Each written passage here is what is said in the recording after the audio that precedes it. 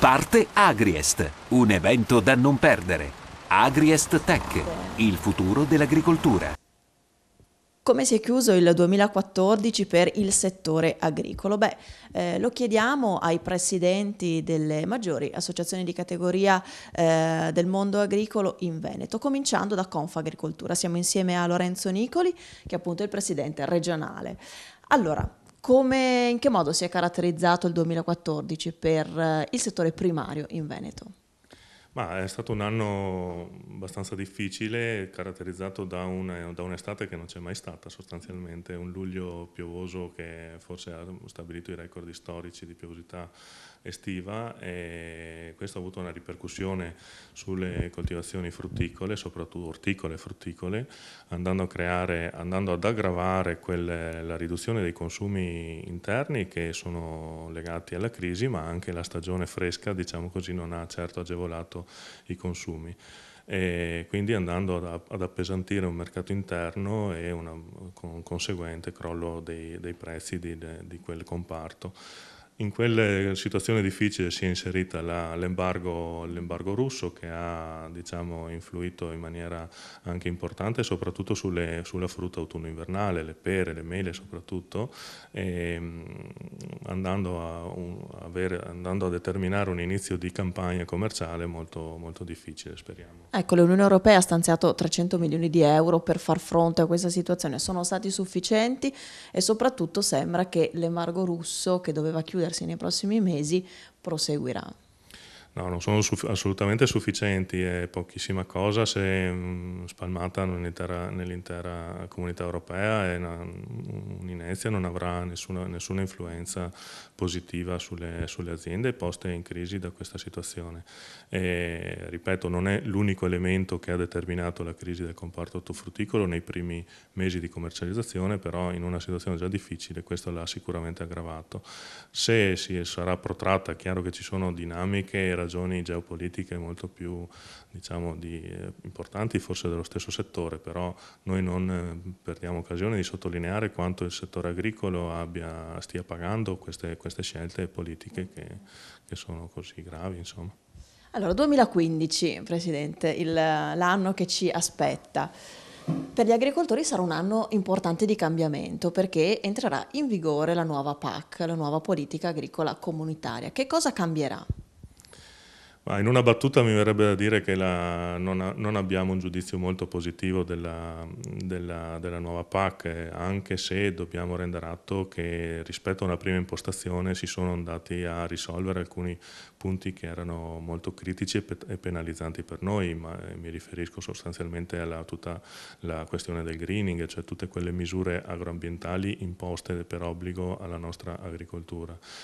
Non perché non ci interessi, diciamo, non abbiamo sensibilità agroambientali, ma erano veramente misure anacronistiche che non si conciliavano con un'agricoltura che deve sì avere come principio quello di rispettare l'ambiente, ma non deve perdere anche la propria funzione produttiva ed economica, che è altrettanto importante. Quindi in quel fronte siamo riusciti, grazie anche ai nostri parlamentari europei, fra tutti De Castro, che era Presidente della Commissione Agricoltura in quel momento, ad attenuare questo impatto.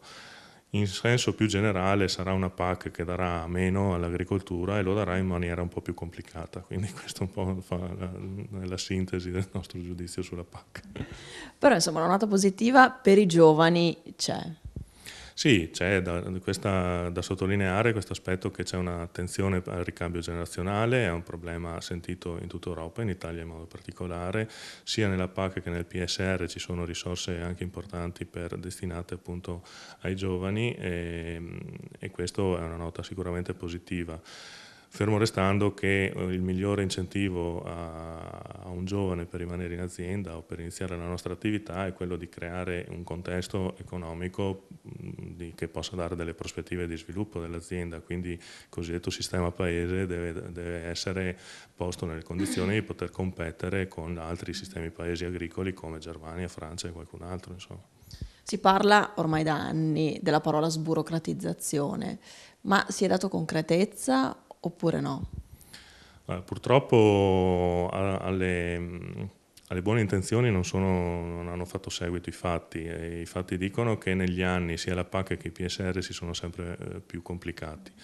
Noi abbiamo condiviso con l'assessore al tavolo verde, con le altre associazioni di categoria, gli sforzi fatti in questo passaggio nell'impostare un PSR più che ha visto ridurre le misure, ha visto concentrare le risorse negli investimenti per quanto concesso dalla Comunità Europea, di concentrare gli investimenti in alcuni punti strategici, investimenti nelle aziende, investimenti nel ricambio generazionale appunto, investimenti in un'agricoltura evidentemente debole come quella della montagna. Dobbiamo però notare che soprattutto sulla PAC, ma probabilmente anche il nuovo PSR, comunque avrà un carico burocratico eccessivo. Presidente, alla fine del 2014 ci sono state le elezioni per i rinnovi dei consorzi di bonifica. Per la prima volta CIE e Confagricoltura si sono presentate insieme in un'unica lista. Come sono andate le elezioni? Siete stati soddisfatti? Sì, la lista era Agrinsieme, quindi sapete il coordinamento non solo fra Confagricoltura e CIA, ma anche Confcooperative, Lega Coop, eccetera, quindi le componenti agricole di quelle centrali cooperative. È stato un risultato per noi politico importante perché è andato a consolidare questa scelta che abbiamo fatto come mondo agricolo di convergere in una unità di intenti. Quindi finora azioni concrete sul territorio di questo genere non ne avevamo ancora fatte. Un conto è fare delle dichiarazioni di principio, un ben diverso e ben più complicato è presentarsi sul territorio, chiedere il consenso ai nostri associati, senza dimenticare che ogni organizzazione ha la propria storia, la propria tradizione, e c'erano dei motivi evidenti perché eravamo divisi, però siamo riusciti a metterci dietro le spalle la nostra storia, guardare avanti, pensare al bene delle aziende e muoverci uniti. Il risultato elettorale ha confermato i nostri voti e questo è importante, vuol dire che i nostri associati hanno capito l'operazione e ci hanno dato fiducia, hanno promosso questa azione, questa scelta che abbiamo fatto di unità. Adesso vedremo, ci sono ancora dei passaggi da fare. Noi diciamo che la bonifica per il settore agricolo è uno strumento strategico. Il settore agricolo si è sempre fatto carico della gestione della bonifica per il bene delle proprie aziende, ma anche della collettività. La sicurezza idraulica è un qualcosa che si costruisce e che si mantiene giorno per giorno, e questa è l'opera che fanno gli agricoltori usando i consorzi di bonifica. Presidente, alcuni agricoltori però dicono che forse incide un po' troppo così, le spese per i consorzi di bonifica nel loro bilancio aziendale. Sarà possibile ancora ridurre ancora di più le tasse da pagare per i consorzi di bonifica?